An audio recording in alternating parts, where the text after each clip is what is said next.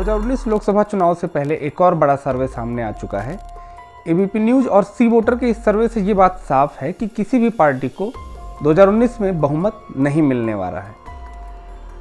अगर हम बात एनडीए की करें तो एनडीए को 543 लोकसभा सीटों में से 233 सीटें मिलने का अनुमान है।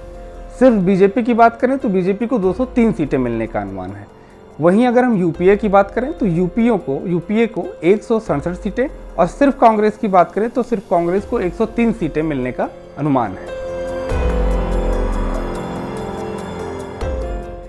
अब बात करते हैं देश के सबसे बड़े राज्य उत्तर प्रदेश की। उत्तर प्रदेश में की कुल 80 लोकसभा सीटों में से एसपी-बीएसपी गठबंधन को सबसे ज़्यादा करीब 51 सीटें मिलने का अनुमान है।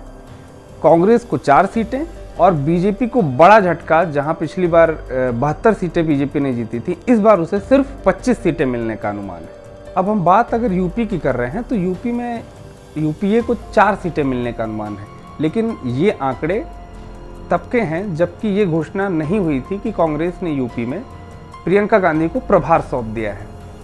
ये आंकड़े उसके पहले के हैं। अब बात करते हैं बिहार की।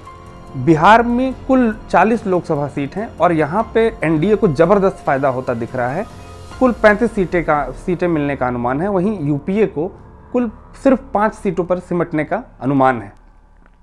इसके आगे हम बात करें तो झारखंड में कुल 14 सीटें हैं, जिनमें से 5 एनडीए को, यूपीए को 8 और जेवीएम को 1 सीट मिलने का अनुमान है। महाराष्ट्र की कुल 48 सीटों में से एनडीए को 20 और यूपीए को ज़बरदस्त फायदा होते हुए 28 सीटें मिलने का अनुमान है। अब महाराष्ट्र में एक बात साफ कर दें कि यहाँ पे यूपीए में जो नया गठबंधन है कांग्रेस और एनसीपी का, उनको साथ में आने का बड़ा फायदा होता दिख रहा है। वहीं बीजेपी शिवसेना में लगातार जो तकरार चलती रह रही है उसका उन्हें नुकसान होते ऐसे दिख रहा है कि उनकी सीटें काफ़ी घट रही हैं। महाराष्ट्र में जो 20 सीटें एनडीए जीत रही है उनमें बीजेपी 16 और शिवसेना 4 सीटों पर सिमटती नजर आ रही है। अब इसके आगे बढ़ते हैं गुजरात की तरफ। गुजरात की कुल 26 सीटें हैं और यहाँ पे मोदी लहर इस बार भी बरकरार रहने का अनुमान है। इन 26 में से 24 सीटों पर एनडीए और सिर्फ 2 सीटों पर यूपीए की जीतने का अनुमान है। गोवा की बात करें तो गोवा में 2 सीटें हैं और दोनों में से एक सीट एक एनडीए को और एक यूपीए को मिलने का अनुमान है। अब बात करते हैं पश्चिम बंगाल की। पश्चिम बंगाल यानी कि ममता दीदी का राज्य। वहाँ पे कुल 42 सीटें हैं और इन 42 में से एक बात तो साफ है कि 34 सीटें टीएमसी को मिल रही हैं, यानी कि कोई मोदी लहर इस तरह से ममता की लहर बरकरार वहाँ कही जा सकती है। लेकिन बीजेपी को वहाँ 7 सीटें मिलने का अनुमान है, जो कि पिछले के मुकाबले 5 ज़्यादा है।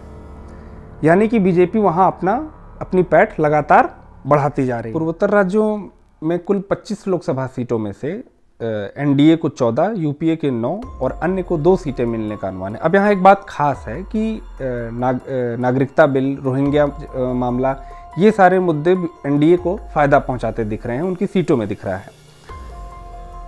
ओडिशा की बात करें तो ओडिशा में इस बार एनडीए को ज़बरदस्त फायदा होता दिख रहा है। 21 लोकसभा सीटों में से 12 पे बीजेपी और बीजेडी यानी नवीन पटनायक की पार्टी 9 पे सिमटने का अनुमान है, यानी कि उनको नुकसान होता दिख रहा है।